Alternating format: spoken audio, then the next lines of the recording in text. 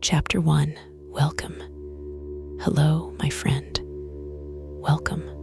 I am so glad you are here tonight. Before we go anywhere, I want to take a moment just for you. Because whatever this day held, however full it was, however much it asked of you, however heavy certain parts of it may have felt, you made it through. You are here, and that matters more than you know. The day is done now. It is behind you, set gently aside with all the days that have come before it, and it requires nothing more from you tonight. No more effort, no more decisions, no more thinking your way through anything at all. Only this, only rest. So before we begin, I want you to take a slow, deep breath in through your nose. Fill the lungs from the very bottom. Feel the belly pressing gently outward, the chest rising, the whole torso filling from the base upward with something warm and completely clean. Hold it there, just a moment, and now release, slowly, all the way out. Feel the tension of the day beginning to leave with that breath, carried out of the body on the exhale, dissolving into the air around you. That was wonderful. Let's do that again. A slow breath in, filling all the way. Hold, and let it go. Completely. Feeling the body soften with every exhale, the shoulders dropping, the jaw releasing, the hands opening. One more. In through the nose, a complete, generous, nourishing breath. And out. Good, you are doing so well. Now let the breath return to its own natural rhythm. No need to manage it or control it. Simply let it breathe you, the way it always has, faithful and effortless. Tonight, my friend, I want to take you somewhere very quiet. A small town, not a dramatic town, not a famous town. A modest, ordinary, deeply beloved small town. The kind with one main street and a clock tower, and a square with a bench and a few old trees. The kind of town where everyone knows which house bakes bread on Saturday morning and which cat sits in which window. This town is asleep, every house dark, every shop closed, every street empty of the particular noise and movement of daylight hours, but not unattended, not alone in the dark, because there is someone walking these streets tonight. His name is Thomas. He has been the watchman of this town for longer than most of its residents can remember. Every night, without exception, he walks his route from the clock tower to the square, down the side streets, past the bakery and the church and the post office and the school and the houses, checking that all is well, that all is safe, that the town is sleeping peacefully, and will wake to find everything exactly as it should be. The town is in his care, and tonight, this quiet, beautiful night, you are going to walk with him. Come, let's begin. Chapter 2. Aurelius ing the body.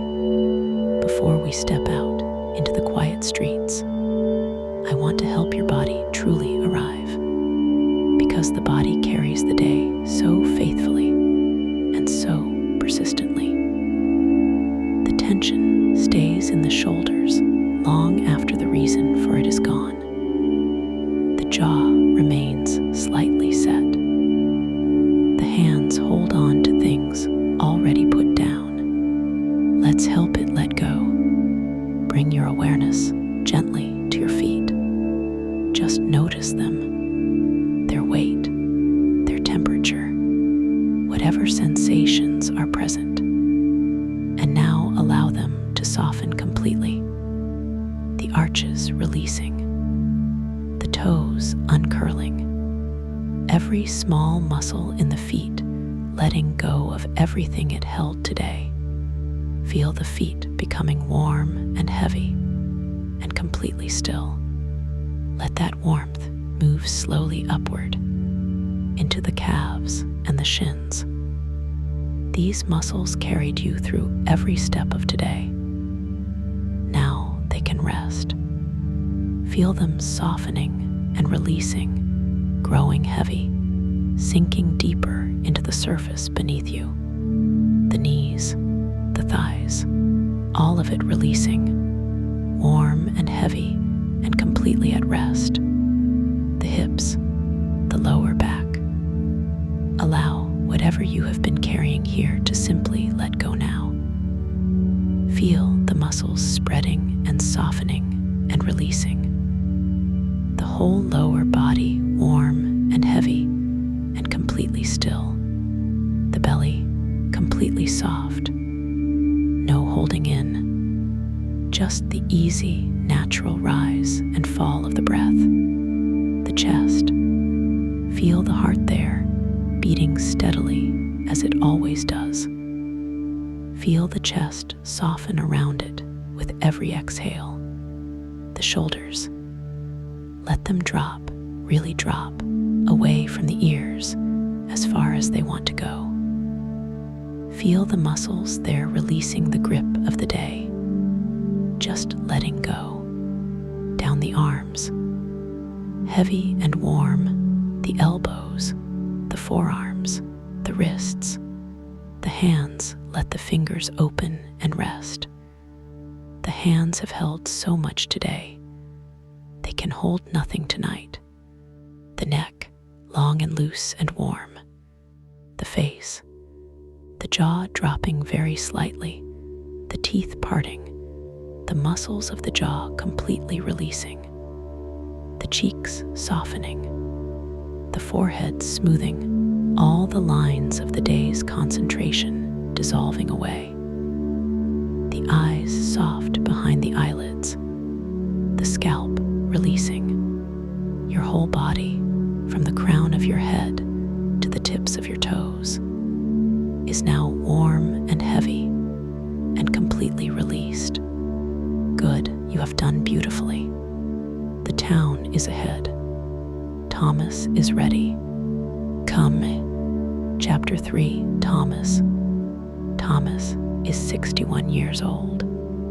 He is not tall and not short, a medium-built man, slightly broad across the shoulders from a lifetime of outdoor work, his hands large and capable, his face the face of someone who has spent many years in the night air, lined but not weary, settled rather than tired, the face of a man who has found the thing that suits him and has been doing it contentedly for a long time. He was born in this town. His father worked the land nearby. His mother kept the post office for 30 years. He went to the school at the end of the main street, the same school where the children of this town still go. Its front door the same door he walked through as a boy. Its stone steps worn in the same places by generations of small feet. He became the watchman when he was 32. The previous watchman, old Daniel, who had kept the town's nights for 40 years, retired. And there was a search for someone to take over. And Thomas, who had always been a night person, who had always found the quiet hours of the dark more natural than the busy hours of the day, put his name forward. That was 29 years ago. He has walked these streets every single night since, not anxiety, not with vigilance in the tense, watchful sense, with the calm, practiced, deeply settled attention of someone who knows the place he tends as well as he knows his own house. Every corner, every lamppost, every door and window and alley and wall. He knows this town in the dark. He is its night self, its sleeping guardian. He picks up his lantern from its hook by the clock tower door. The lantern is old, a proper lantern, not a torch, not a modern light. A brass lantern with a glass panel on 4 sides and a candle inside that Thomas lights with a match every evening at the start of his round. He lights it now. The flame catches and steadies. He turns toward the square. His night begins. Chapter 4, The Clock Tower. The clock tower stands at the north end of the main street. It is the oldest building in the town, built according to the date carved in the lintel in 1847, though the tower itself is older than that, the stone of it darker and more weathered than the date stone suggests. The building having been extended and modified over the centuries without entirely revealing its own history. The clock face is large, lit from behind by a warm amber light, so that it glows even at this hour. A warm circle of light at the top of the dark tower, the clock hands showing that it is just past 11. The clock strikes the hour with a deep, resonant bell that carries through the whole town, and has been carrying through the whole town since the bell was cast and hung. Thomas knows this clock as well as he knows anything. He knows the slight variation in its strike that happens in cold weather when the metal contracts and the mechanism runs very slightly faster. He knows the particular sound of the half-hour strike, which has a different quality from the full-hour strike. Shorter, lighter, a single stroke rather than the counted sequence. He knows the way the clock's face illuminates the cobblestones directly below it on foggy nights, the light diffusing through the moisture in the air and creating a warm glow around the base of the tower. He looks up at it now, 11 o'clock. He nods, right on time. He has started his round at 11 o'clock every night for 29 years, barring illness and 2 occasions when the weather was genuinely impassable. The clock and Thomas are synchronized in the way of 2 things that have kept the same schedule for a very long time. He begins to walk. Chapter 5, The Main Street. The main street is empty. Of course it is empty. It is 11 o'clock on a weeknight in a small town, and small towns go to bed early and go to bed faithfully. By 10 o'clock, most of the lights in the houses along the main street are off. By 11, the last of them have gone dark, but Thomas does not experience the empty main street as absence. He experiences it as presence, the presence of the town at rest, the particular, peaceful, deeply satisfying quality of a place that has been fully used through the day and has now completed its daily business and given itself over to the night. The shops with their dark windows, the cafe with its chairs on tables, The post office with its sign giving the next collection time. The hardware shop with its window display unchanged, its goods waiting for tomorrow's customers. He walks past all of it. His boots on the cobblestones make a sound, not loud, not sharp, but present. The particular sound of boots on old cobblestones, slightly uneven, the sound varying very slightly with each step as the boot finds a different angle of stone. Thomas has walked this sound for 29 years, and it is as familiar to him as his own voice. The lamp posts are on, not all of them. The town turns off the decorative lights at 10 and leaves only the essential ones, the ones at corners and crossings, the ones that serve safety rather than appearance. These remaining lights cast their amber pools on the cobblestones, and Thomas walks through their light and through the darkness between them, his lantern adding its own small, warm contribution to the pools he passes. He stops at the bakery. The bakery window is dark, but through the glass, even at this hour, you can see the interior, the counter, the display shelves empty now of the morning's loaves, the door to the back kitchen closed, and from somewhere in the building, not visible but present, a warmth. The ovens are off, but the stone floor of the bakery has been heated by decades of baking and holds its warmth long into the night. Thomas presses his hand briefly against the bakery door. Old habit, just checking. Warm as it should be. He moves on. Chapter 6. What the Watchman, W-A-T-C-H-E-S. You might think that a watchman watches for danger, and Thomas does. He is alert in his practiced way to anything that is not as it should be. An open window that was closed yesterday, a door not properly latched, a light left on in an empty building.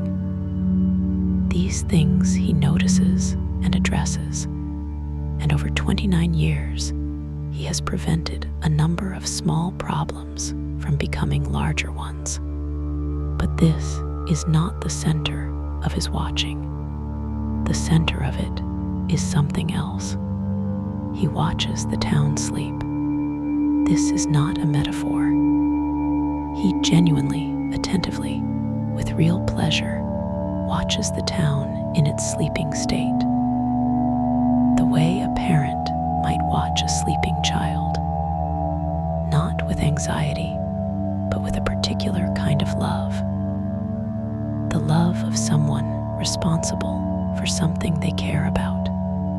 He knows which houses have dogs and which ones don't, and which dogs bark at strangers, and which ones have learned, over years of his nightly passing, that his particular footstep is not a stranger's and can be slept through. He knows which bedroom windows have curtains that glow very slightly with a nightlight, indicating a young child inside. He knows which ones are completely dark, indicating sound sleepers. He knows one house, the house at the end of Orchard Lane, where a lamp in the downstairs window burns all night because the old woman who lives there is afraid of complete darkness and has been afraid of it since she was young, and the lamp is her compromise with the dark. He knows all of it. He has watched all of it for 29 years, and his watching is a kind of blessing, not a religious blessing. Thomas would not use that word, but something in that direction. The knowledge that someone is awake while you sleep, that someone knows knows your house, knows your habits, knows the light in your window and the sound of your dog, and will notice if anything is wrong. The town sleeps more soundly because Thomas is awake. Most of the town doesn't know his name, but his presence is woven into the fabric of the town's nights, all the same. Chapter 7, The Square. The square is at the heart of the town, not literally the geographic center. It sits slightly to the east of the main street, accessible through an archway in the old stone wall that separates it from the street. But emotionally, historically, it is the center, the oldest part of the town, where the market was held for centuries before the market moved to the purpose-built hall, where the well was before the water was piped, where the town's public life has always gathered. Thomas passes through the archway. The square opens before him. At this hour, in this light, it is extraordinary. The square is cobbled, entirely cobbled. The old uneven stones laid centuries ago, still in place. Their surfaces worn smooth at the centers, where the most feet have passed, and rougher at the edges, where the traffic is less. In the light of the 2 lamp posts at the square's corners, the cobblestones have a quality of old pewter, gray and warm and slightly reflective, the slight irregularities of their surfaces catching the light at different angles. In the center of the square, a tree, an old lime tree, vast and dark, its canopy in summer completely covering the square. In this season, early autumn, the leaves just beginning to turn. The canopy is still full, but starting to show the first gold among the green. The tree beginning its long preparation for winter. Beneath the tree, a bench, wooden, old, slightly green with moss on its shaded surfaces. Thomas sits on this bench every night for a few minutes, somewhere in the middle of his round. It is not a planned stop. It has simply become one, over the years, one of the fixed points of his night.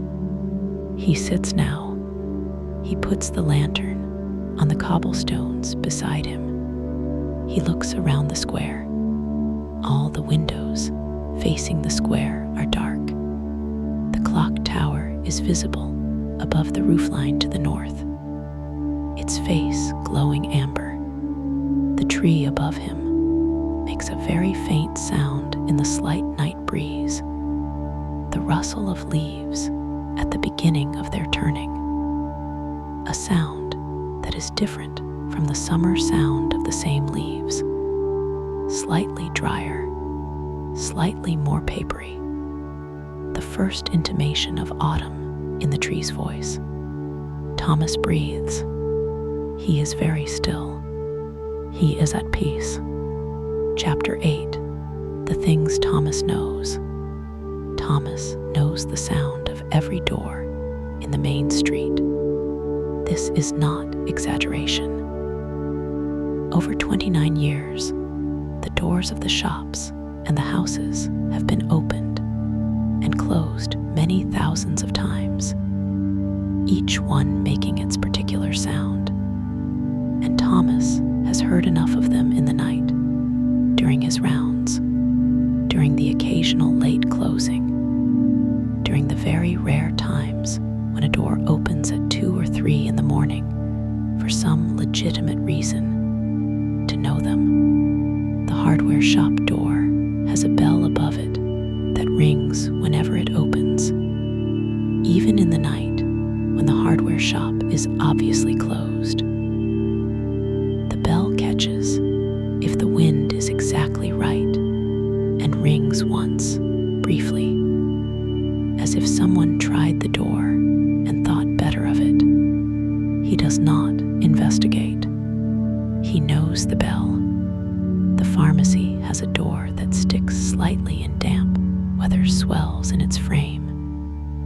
requires more force than usual to open or close. In dry weather, it swings easily. Thomas can tell the humidity by the sound of the pharmacy door.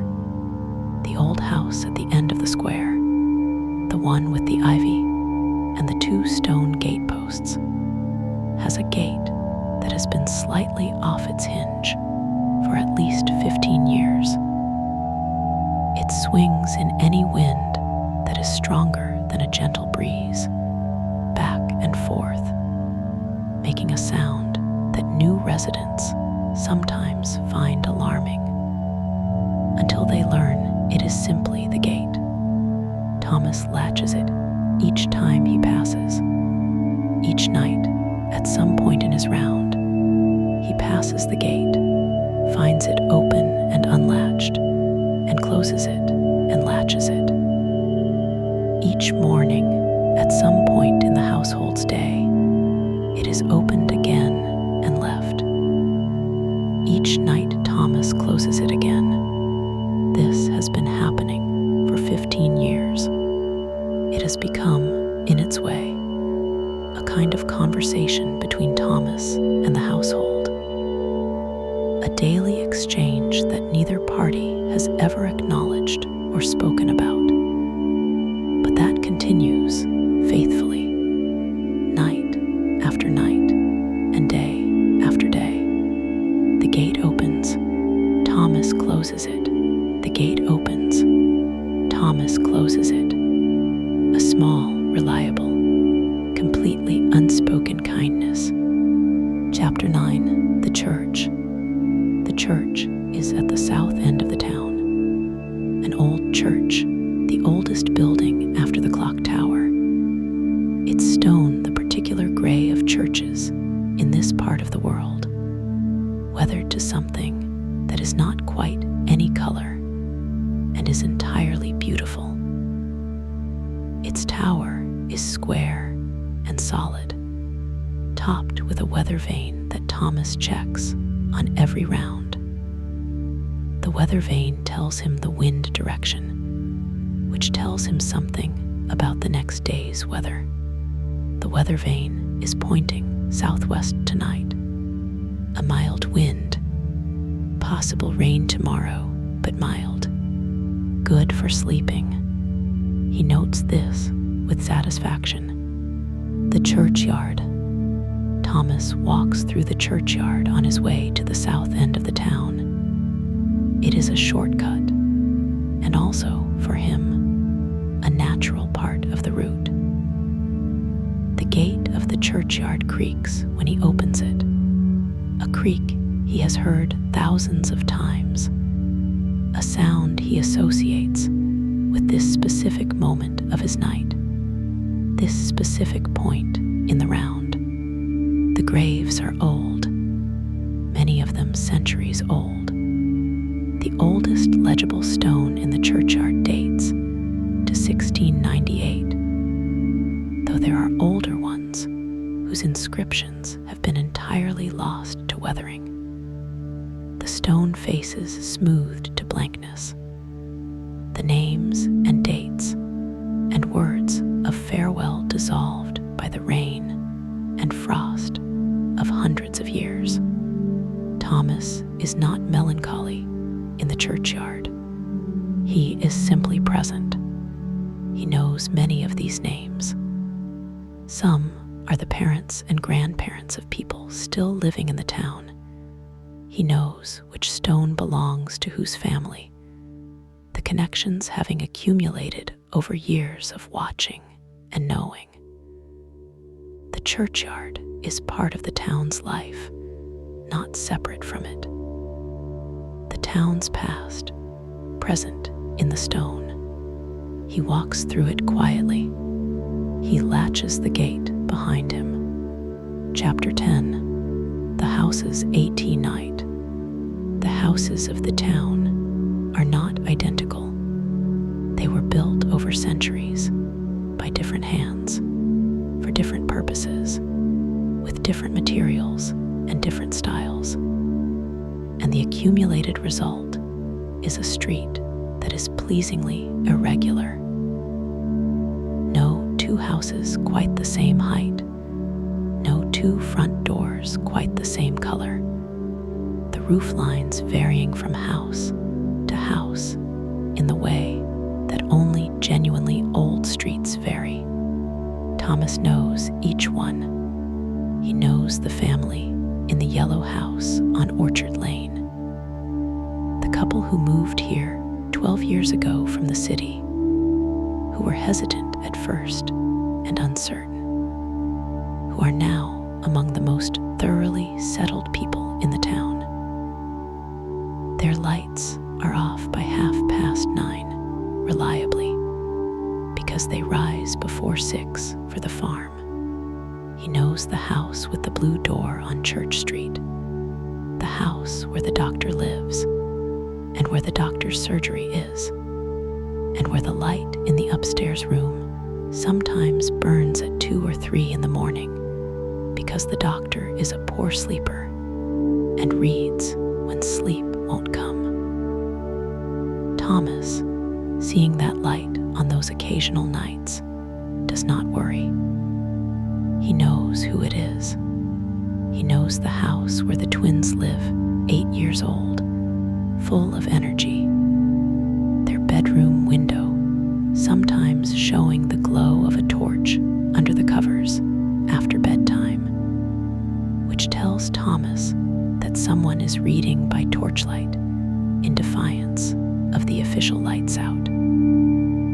He does not tell their parents. This is between him and the torch glow.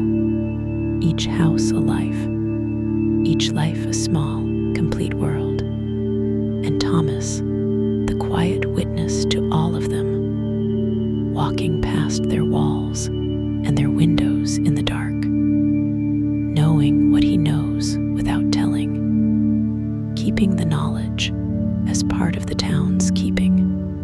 Chapter 11. The town's sleeping sounds. The town is not silent. Silence is not quite the right word for a sleeping town.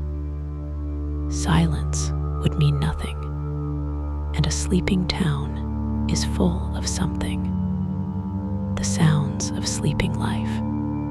From one house, as Thomas passes, the very faint sound of a television, not a loud television, not someone awake watching. The sound of a television that has been left on by someone who fell asleep on the sofa and has not been turned off, its audio barely audible through the walls. A low murmur of voices from whatever program continues to play for the empty room. Thomas knows which house this is. He has heard this particular television many times. He smiles slightly. From another house, a dog, not barking, not alarmed. The very faint sound of a dog moving in its sleep, the scratch of its claws on the kitchen floor as it shifts position, the brief sound of it settling. A large dog, you can tell by the heaviness of the sound, completely at ease in its sleeping. The cat, the gray cat that belongs to no one and everyone, that has been a presence in this town for as long as Thomas can remember and is apparently ageless. It sits on the wall at the corner of Church Street and watches Thomas pass with the complete, unfathomable equanimity of a cat that has seen everything and found it insufficient grounds for alarm. Thomas nods to it. The cat blinks slowly. This exchange has been happening on and off for years. The cat on the wall, Thomas passing, the nod, the slow blink, a relationship of perfect mutual respect and minimal engagement. And from the houses, as Thomas continues, the breathing of a sleeping town, literally audible but felt. The warmth coming from the walls where people are sleeping behind them. The particular quality of a house at night, occupied and resting. A quality that is different from an empty house that Thomas has learned over the years to read with complete reliability.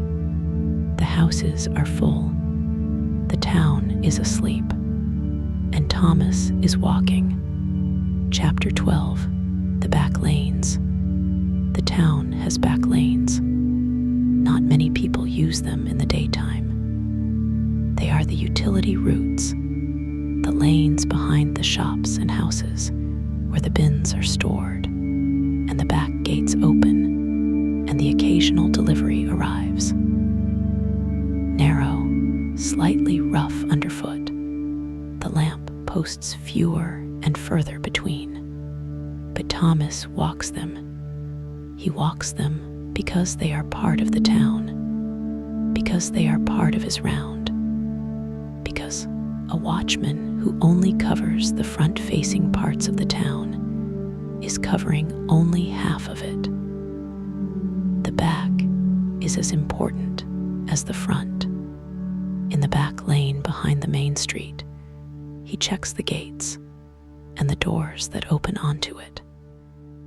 Each one noted: the ironmonger's back gate, padlocked; the bakery's back door, closed and bolted, the warmth of the day's baking still faintly detectable in the air nearby; the solicitor's office, its back window dark, its burglar alarm light blinking steadily green.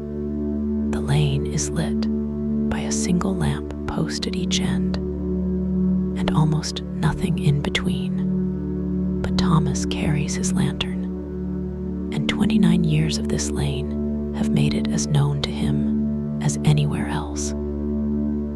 He knows the loose stone 3 steps from the corner, has known it for a decade, has reported it to the council on 3 separate occasions, has received 3 assurances that it would be dealt with, and steps over it in the dark without needing to look.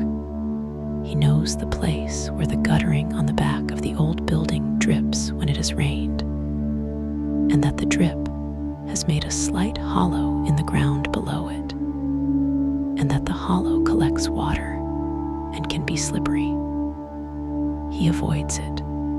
He knows everything: the back lane and its loose stone and its dripping guttering and its sequence of padlocked gates. All of it his, all of it known. Chapter 13, The Park. At the edge of the town, where the houses give way to the open land beyond, there is a small park, not grand, a modest town park, the kind that every small town has. A few acres of grass and a children's play area, and a bandstand that has been repainted in the last few years and looks slightly self-conscious for it, too bright among the older, gentler colors around it. At night, the park has a different quality from the park in the day. In the day, it is full dog walkers and children, and the occasional older person on one of the benches. The park fulfilling its purpose as the town's breathing space. At night, it is empty of people and full of itself, the grass and the trees, and the particular quality of open air after dark. Thomas walks the park's perimeter path. His lantern is the only light in the park, apart from the lamp at the park gate and the moonlight, which tonight is nearly full and casting the grass in silver. The trees in the park are old, a row of limes along the west side, older than the lime in the square, if that is possible. trunks are massive, their bark deeply furrowed, their canopies enormous. In the moonlight, they are the most impressive things in the park, dark and vast and patient, their age apparent even in the dark. An owl is calling from one of them. Thomas stops. He listens. The owl calls twice more from the same tree, the same branch. He is fairly certain. He has heard this owl on many nights, from various positions along his route. It has been in these limes for at least 3 years, to his knowledge. Perhaps longer. He waits. The owl calls again, from a different tree now. It has moved silently, without flight noise, as owls move in the dark. Then silence, then nothing. Thomas continues his round. Chapter 14. What the night means to Thomas. People sometimes ask Thomas, when they encounter him on his round, why he does it. Not suspiciously, he is well known, well liked, but with genuine curiosity. The night is cold, or wet, or long. Why would you choose to be out in it, night after night, year after year, when you could be warm in bed? He thinks about this when he sits on the bench in the square each night. The answer he gives, when he gives one, is a simple one. Someone has to be awake, he says. He says it the way Finn says what he says about the lantern, simply, as a fact, without flourish. Someone has to be awake. The town sleeps because it can. It can sleep because it is safe. It is safe in part because someone is awake. This does not make Thomas important, in his view. It makes him useful, and there is a difference. He has never wanted to be important. He has always wanted to be useful, to be the person who does the small, consistent, unglamorous work that makes the large, visible life of others possible. The night work, the behind-the-scenes work, the work that is most noticed when it is not being done. But there is more than that. On the bench, in the square, on clear nights when the sky is open and the stars are visible above the rooflines, there is more than the simple usefulness of being awake. There is the town itself, the town at midnight, which belongs to no one and to Thomas simultaneously. The town in its most honest state, not performing for the market or the visitors, not presenting its best face to the passing world. Simply itself. The old stones and the dark windows and the lime tree and the sleeping houses and the gray cat on the wall. This is Thomas's town, not by ownership, by long, faithful attention. He has paid it more attention over 29 years than anyone else alive. And that attention, patient, night after night, year after year, is its own kind of love. Chapter 15, Midnight. The clock tower strikes midnight. The first stroke is always the announcement, a single deep note that enters the silence and says, "Attention." And then the 12 strokes, each one resonant and clear, counting out the hour. 1, 2, 3. Thomas stops in the middle of the high street. 4, 5, 6. He turns toward the clock tower, which is visible from here, its amber face above the roofline. 7, 8, 9. He counts with the bell, as he always does at midnight. Not because he might lose count, simply because the midnight bell deserves to be counted, deserves the attention of a person standing still in the dark, listening to all 12 strokes, receiving them fully. 10, 11, 12. Midnight. The bell falls silent. The silence that follows a bell strike is different from ordinary silence. The bell's sound has moved through the air and found the walls and the pavements and the trees and been absorbed. And the absorbing takes a moment, the last of the sound still fatting, still present at the edge of hearing, and then gone, and the silence is complete. Thomas stands in the middle of the high street. He breathes. This is the deepest moment of his night. The moment that is, for Thomas, the center of the round. The moment he orients toward in the first half of the night and walks away from in the second. The midnight, the pivot, the very center of the dark. He loves this moment.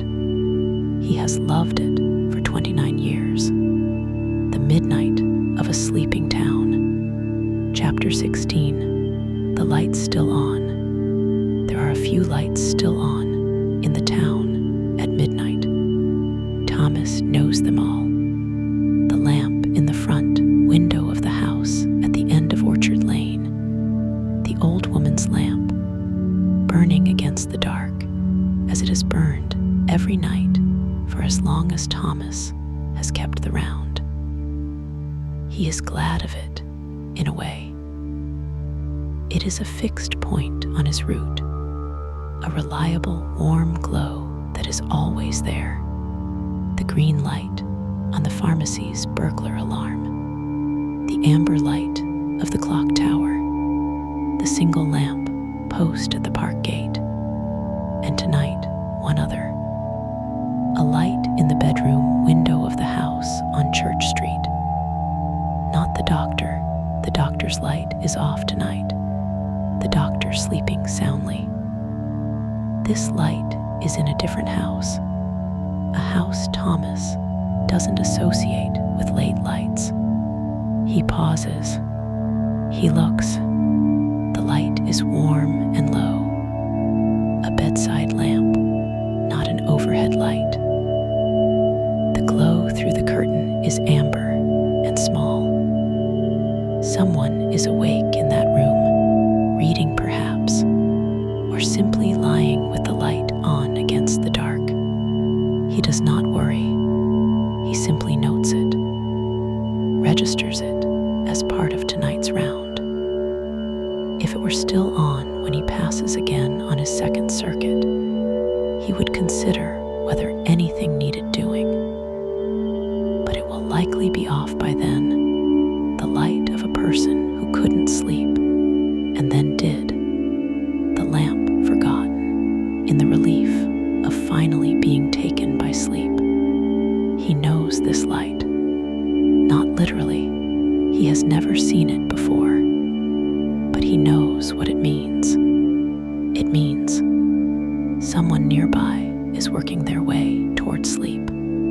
He thinks briefly, kindly, in the direction of that window. You'll get there, he thinks. Just rest. And he walks on. Chapter 17. The final circuit. Thomas makes 2 full circuits of the town each night. The first is the main circuit, the complete route, every street, every back lane, every corner of the park. This takes him about 90 minutes, depending on what he finds, and how long he spends at the bench in the square. The second circuit is shorter. The highlights, the main street, the square, the church, a loop through the residential streets that Thomas considers most important. This takes perhaps 45 minutes. He is on the Second Circuit now. The town is the same as it was, the same dark windows, the same lamp posts, the same cobblestones. But the Second Circuit always feels different from the first. Later, quieter if that is possible. The quality of the dark is different at 1 o'clock than it is at 11. Deeper, more complete, the last of the lingering activity of the evening. The couple who came home late from somewhere, the teenager who stayed out past their curfew, the last of the stragglers. All of that is done. The town is now as fully asleep as it will be. The deepest sleep, the third and fourth hours of the night, when sleep is at its most restorative, when the body is doing its real repair work. The hours that the town has earned through the effort of the day. Thomas walks through this deepest sleep, his lantern steady, his boots on the cobblestones, his breath making very faint clouds in the cool air. He checks the bench in the square on the Second Circuit too. Not to sit, just to pass by and note it, to complete the circuit properly. The bench is empty. The square is empty. The lime tree is still. Good. All is well. Chapter 18. What Thomas sees that no one else does. Thomas sees things that no one else in the town sees. The fox that comes into the town from the fields at around 2 in the morning. A red fox, young and cautious, that enters through the gap in the fence at the bottom of the park and makes its way along the back lane behind the main street, checking each bin for anything edible. It has learned Thomas's route well enough to avoid him. Or perhaps it simply doesn't care about him, having established over time that this particular human is not a threat. They have passed each other within a few meters on several occasions. The fox going about its business, Thomas going about his. The stars at 2 in the morning. The town's light pollution is minimal. A small town has only so many lampposts, and at 2 in the morning, even those lights feel smaller against the dark sky. Thomas knows the stars from this walk in a way that is not astronomical knowledge, but intimate, nightly knowledge. He knows which stars rise above which rooftops at which time of year. He knows the winter sky and the summer sky as seen from the main street of this town. He knows where the Milky Way appears above the church tower in August. The cat again. The gray cat is on the square bench when Thomas comes through on his Second Circuit. It has moved from its wall position. Perhaps it became cold. Perhaps it grew bored of the wall. It is sitting on the bench with the particular self-possession of a cat that has decided it owns the bench and is permitting Thomas to notice this. Thomas sits beside it briefly. The cat does not move. They sit together on the bench in the square at 1:30 in the morning. The man and the cat, in the amber light of the lamp post and the silver light of the moon, the town sleeping around them. Then Thomas rises. The cat stays. He walks on. Chapter 19. Coming toward the end. The Second Circuit is almost done. Thomas is on the final stretch. the last 100 meters of the main street, back toward the clock tower where his night began. His lantern is still burning. His boots are still making their sound on the cobblestones. His body, which has walked perhaps 8 miles tonight in total, is settled into the comfortable tiredness of a body that has done its work, not exhausted, pleasantly used. The town around him is at the deepest point of its sleep now. The hours between 2 and 4 are the hours when human sleep is at its most profound. The hours when the town is most completely given over to rest. Thomas thinks about this. He has thought about it many times over the years. The idea that while the town sleeps, he is providing something. Not just practical safety, though that is real. Something less tangible. The simple fact of a person being awake. A human presence in the dark. A warm light moving through the streets. People sleep more easily when they feel safe. And safety is not just physical safety. It is the feeling of it. The knowledge, at some level below consciousness, that the world is attended to. That not everyone is asleep at once. That somewhere, someone is keeping a watch.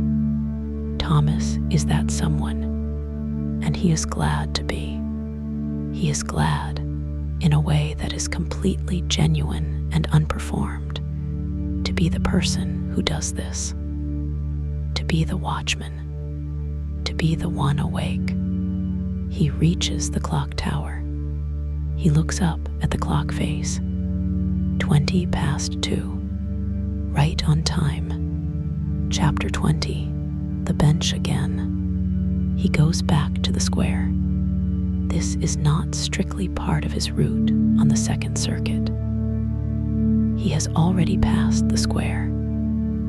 But Thomas has a habit, at the end of his Second Circuit, of returning to the bench under the lime tree for a final few minutes before going home. He sits.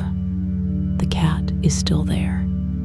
It looks at him with the expression of a cat who is entirely unsurprised by anything. Thomas and the cat sit together under the lime tree. The town is around them. All 4 sides of the square. The windows dark. The cobblestones silver and gray in the moon's light. The lamp posts making their amber pools at the square's corners. Thomas is not thinking about anything in particular. This is one of the things the years have given him, the ability to simply sit, to not require thought or activity or entertainment from the moment, to be in a place and let the place be around him without needing to do anything with it. He is simply here, in the square, at the end of his night. The lime tree above him makes its barely there sound in the faint air. The clock tower's amber face is visible above the roofline. A single star is visible directly above the square, bright, steady, the brightest star in this portion of the sky. Thomas looks at it for a moment. He does not know its name. He has never needed to know its name. It is there every night that the sky is clear, above the square, above the lime tree. He has seen it from this bench thousands of times. It is enough. The star being there is enough. Chapter 21. Good night. Good night, my friend. You did so well today. You walked with Thomas tonight. Through every street, every back lane, past every house and every lamp post and every sleeping window. You were there for the midnight bell. You sat on the bench in the square. You saw the gray cat. You heard the owl in the limes. You watched the town sleep. And the town is well. It is sleeping deeply, completely, peacefully. Every house, every person behind every dark window, every child under their cover, every dog in their basket, every sleeper in their deepest rest. The town is well, and you are part of it tonight. One more person, behind one more window, in the warm and the dark. Thomas is walking home now. His lantern is in his hand, its flame still steady. He will blow it out when he reaches his door. He will take off his boots.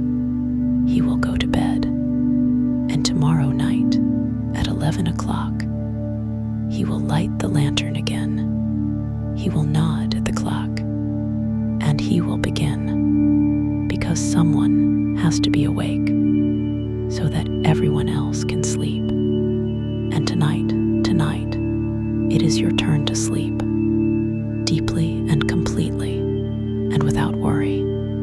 The town is attended to. Thomas has checked every door, and every gate, and every window.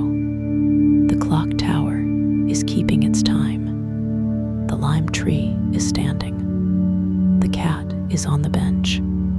The star is above the square. All is well.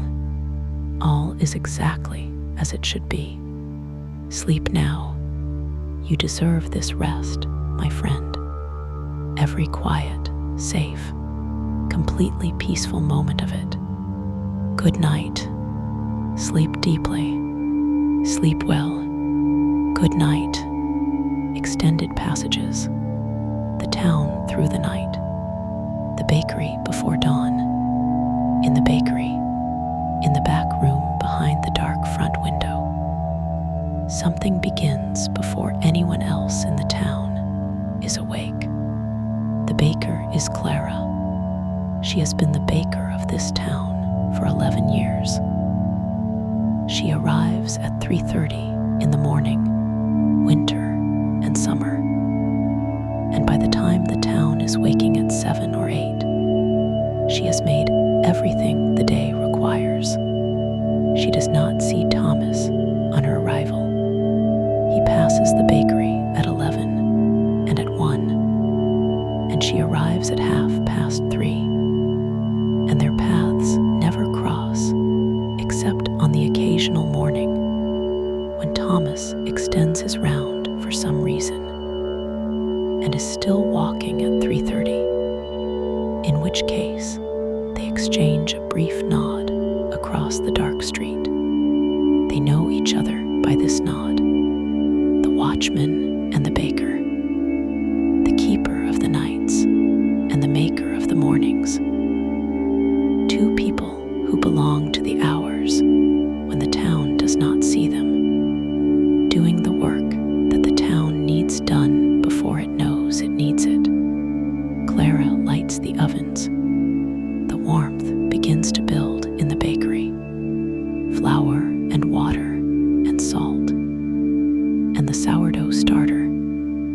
The living culture that she has been keeping and feeding for years. That has been making the bread of this town through her hands and her predecessors' hands. The dough goes in. The warmth fills the bakery. And the smell of bread baking in the early morning, of yeast and warmth and flour, begins to find its way through the bakery walls and into the pre-dawn air of the empty street. Thomas, if he is still about, catches it sometimes. The first smell of bread in the dark street. The town waking up from the bakery outward. The fox's town. The fox has its own map of the town. Thomas carries in his memory, not streets and lamp posts and house numbers.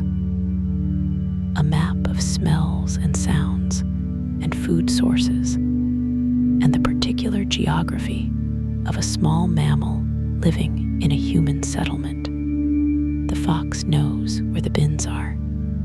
It knows which bins have the least secure lids, the ones it has opened before and can open again. It knows the schedule, roughly, of the recycling collection and adjusts its route on those nights when the bins are out and accessible. It knows the garden at the back of the house on Mill Lane, where a family feeds their outdoor cat, and where some of the cat food occasionally falls to the ground and is still there at 2 in the morning. It knows the compost heap at the end of the terrace on Church Street, which is warm year-round and produces the occasional vegetable scrap, and is reliable shelter in very cold weather. The fox's town and Thomas's town exist in the same space, but are entirely different places. Same streets, different purposes. Same darkness, different navigation. Thomas sees the fox occasionally and finds it reassuring. Not that a fox in town means anything in particular, but that the fox is living its complete, adapted, entirely competent life in the spaces between the human town and the countryside beyond. The town is not only the people, it is the fox, the gray cat, the owl in the park limes, the bats that hunt the insects above the square in summer evenings. All of them here, all of them part of this place. The night Thomas saw the meteor, 5 years ago, on a clear October night, Thomas was standing at the park gate at approximately midnight when he saw the meteor. Not a shooting star, a meteor. The difference is scale. A shooting star is a brief line, a scratch of light, a second's duration. What Thomas saw was different. A fireball, bright enough to cast a shadow, leaving a trail that persisted for several seconds after the object had gone. A glowing remnant that slowly dimmed and dispersed. It came from the north and went south. It lasted perhaps 4 seconds. It lit the whole park briefly, bright enough that Thomas could see the individual leaves on the lime trees, the color of the grass, his own shadow on the path, and then it was gone. He stood at the park gate for several minutes afterward. He has seen many things in 29 years of nights, but not many things like that. He has never told anyone, not because it was private exactly, but because the telling of it would not convey what it was, the scale of it, the brief, complete, extraordinary presence of it, the way the park and the trees and his shadow and the whole world seemed to hold their breath for the 4 seconds of the fireball, and then breathe again when it was gone. Some things happen and are for the person they happen to. The fireball was for Thomas, over the park of his town, at midnight, while everyone else slept. The doctor who doesn't sleep, the doctor at the house on Church Street. Thomas has watched her light appear and disappear over 8 years. Since she came to the town to take over the surgery, which she has run impeccably, with great skill and genuine care for her patients. She doesn't sleep well. The light goes on perhaps 2 or 3 times a week, never predictable, always at some point in the deep night. She reads when sleep won't come. She has said this to patients who ask about their own sleeplessness. Read. Don't look at screens. Find a book that asks something of you, that takes you into another world, and go there. Let the screen go. Let the world go. Go into the book. Thomas imagines her when he sees the light in the chair by the window with the book. The doctor at 2 in the morning, reading in the amber light of her bedroom lamp. He finds this oddly reassuring. The doctor is awake, and the doctor is all right. And tomorrow she will see her patients, and they will be all right too. He does not linger outside the window. He simply notes the light, notes that it is the doctor's light, and all is well, and walks on. But he thinks of her sometimes, the 2 people awake in the deep night of the sleeping town, the watchman walking his rounds, the doctor with her book, both of them tending, in their different ways, the town they have both chosen, the town's history in its stones. The cobblestones of the main street are hundreds of years old. They were laid when the town was a market town of some significance, when its weekly market drew people from miles around, when the main street was full of stalls and animals and the noise of trade. That market is long gone. The stalls are gone.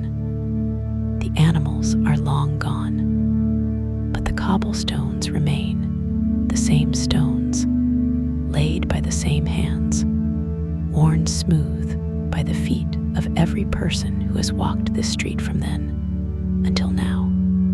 Thomas walks on all of that history every night, his boots finding the same worn centers of the stones that every boot before his has found, the natural path that feet find across cobblestones, always to the smoothest, most level surface, always avoiding the edges and the joints. The town has been here a long time, not dramatically long.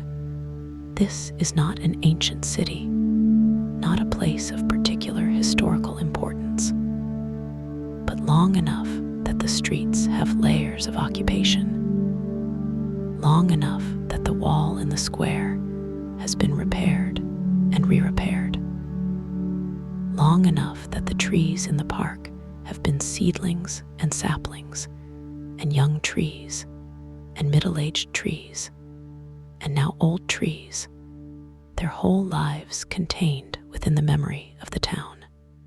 Thomas is part of this continuity, not the most important part, but part, one more watchman in however many watchmen this town has had over its history. One more person who knew the streets in the dark, who carried a light on the night round, who checked the gates and noted the lights and listened for what was wrong. He will not be the last. Someone will do this after him. The town will always need someone to do this. The letters waiting in the post office. In the post office, behind the wooden counter. In the sorted trays that the postmaster arranged before closing. Letters, parcels, packages, official envelopes from official places. A birthday card addressed in careful handwriting. A small box wrapped in brown paper, its string tied in the careful knot of someone who sent things carefully. All of them waiting. Tomorrow the post will go out, and these things will reach the people they were sent to. The birthday card will be opened with delight or bittersweet recognition, depending on the age being marked. The official envelope will bring news that is either welcomed or not. The small box will be unwrapped with curiosity, and then with the specific, particular joy of receiving something sent with care. All of this potential waiting in the dark post office, behind the wooden counter, in the sorted trays. Thomas passes the post office and does not think about what is inside. He simply knows it is there, the way he knows everything in this town is doing its waiting in the dark. The bread rising, the letters waiting, the sleeping people storing their energy for tomorrow, the town accumulating its readiness for the day to come. All of it happening quietly in the dark. While Thomas walks, morning approaches. In the east, very slightly, the sky is changing. Not yet light, not close to light, but the deepest dark of the night has passed. The sky in the east is a very, very slightly different dark from the sky in the west. Not because there is any light there yet, but because the light is coming, hours away but coming. And even at this distance, its approach begins to make itself known. Thomas notices this. He always notices this. At this point in his second circuit, when he is on the high ground at the north end of the town, where you can see over the rooftops to the eastern horizon, the dark beginning very faintly, to know that it will not last. The night's confidence at its peak, the deep, complete, settled dark of the small hours, starting, almost imperceptibly, to shift. Not yet, not for hours, but on its way. Dawn is on its way. The baker is already at work in the bakery. The warmth building, the bread beginning its transformation. The town sleeping is moving from its deepest phase toward the lighter sleep of the early morning hours. The sleep from which waking will eventually be possible. The sleep that is preparing the town to be awake again. The night beginning its withdrawal. The day beginning its long, patient approach. But not yet here. Not for a long time yet. Right now, the town sleeping. Thomas walking. The lamppost lights. The clock tower. The square. The bench. The gray cat. The star above the lime tree. All of it still. All of it exactly as it should be. All of it watched over. All of it safe. The clock tower shows nearly 3. The bakery ovens are warming. The post office holds its letters. The fox is on its route. The owl is in the limes. The gray cat is on the bench. The doctor may or may not be reading. The light at the end of Orchard Lane is burning. The cobblestones are silver in the moonlight. The lime tree is standing. The star is above the square. And Thomas is walking. Steady, warm, unhurried, keeping his faithful watch. And you are sleeping, deeply, completely, peacefully, in your house, in your bed, in this quiet, attended, cared for town. You are one of the people Thomas walks past tonight. One of the windows he notes, and finds dark and finds right. One of the people sleeping, because someone is awake. Rest, my friend. You are safe. You are seen. You are held in the care of this quiet, faithful night. Thomas is walking. The town is well. You can sleep. Good night. Sleep deeply. Sleep well. You deserve every moment of this rest. Every single moment. Good night.